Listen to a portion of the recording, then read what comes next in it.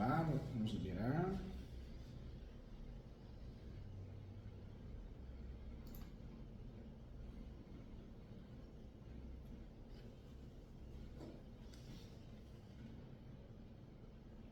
Vamos lá, pessoal, vamos conversar aqui sobre o julgamento do tema 1095 do STJ, tá?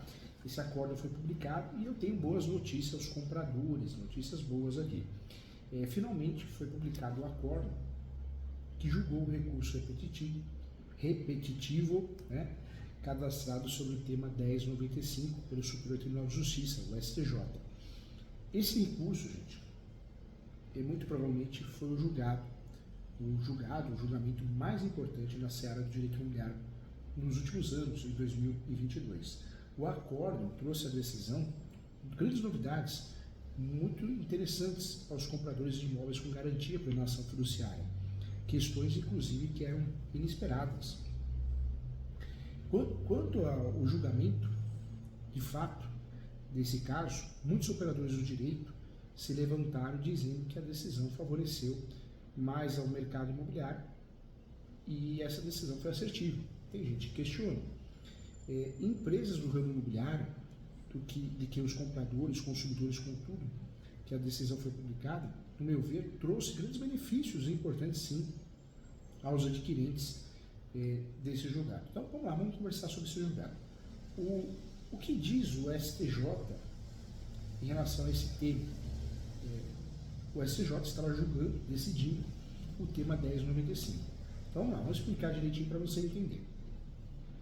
A Corte da Cidadania, no julgamento do recurso especial 1891-498, de origem São Paulo SP, um dos recursos representativos da controvérsia instaurada, buscava, pacificar e estender todo o território nacional a possibilidade ou não aplicação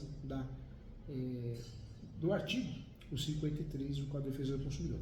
Quando houve a rescisão do contrato de compra e venda de um imóvel que teve garantia por alienação fiduciária, basicamente esse era o ponto principal, não se tratava de aplicação ou não do Código de Defesa do Consumidor como um todo, mas apenas o artigo 53. E diferentemente do que muitos aí divulgaram, esse julgado foi importante porque ele tratou diretamente da alienação fiduciária.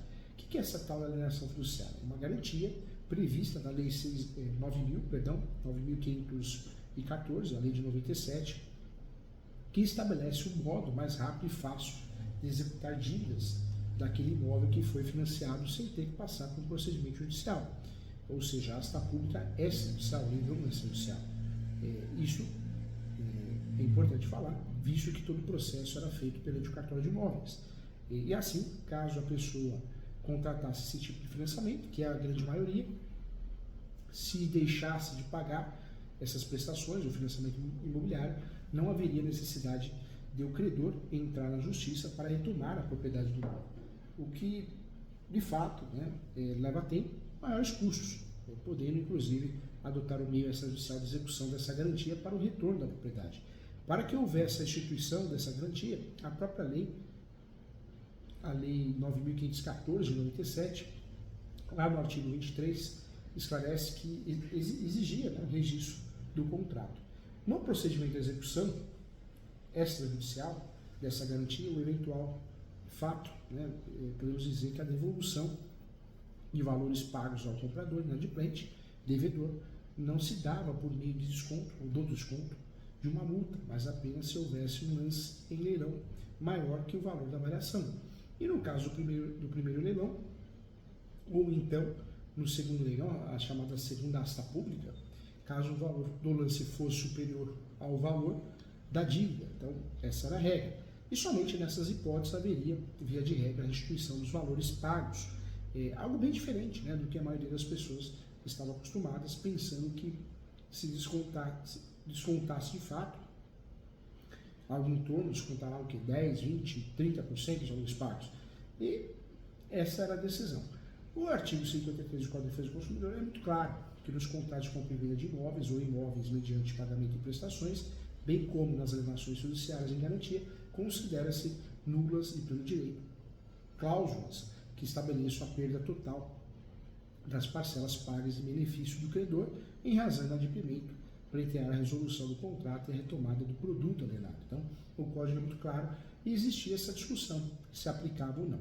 Então, a decisão da STJ no tema 1095 foi muito interessante, porque essa questão, o Supremo Tribunal de Justiça fixou a seguinte tese: em contrato de compra e venda de imóvel, com garantia de alienação fiduciária, devidamente registrado, a resolução do pacto, na hipótese de inadimplemento do devedor, devidamente constituído em mora, deverá observar a forma prevista em lei, a Lei 9.514, 97, por se tratar de legislação específica, afastando, consequentemente, a aplicação do Código de Defesa do Consumidor. Então, a fixação dessa tese não se mostrou nenhuma novidade, conforme já acontecia, mas o Supremo Tribunal de Justiça entendeu de fato, deixou bem claro, que a previsão do artigo 53 do Código de Defesa do Consumidor se trata de um princípio geral de nulidade, de cláusula contratual, ou seja, para todos, para todos, que preveja a perda da integralidade dos valores pagos pelo valor inadimplente. Então, por mais que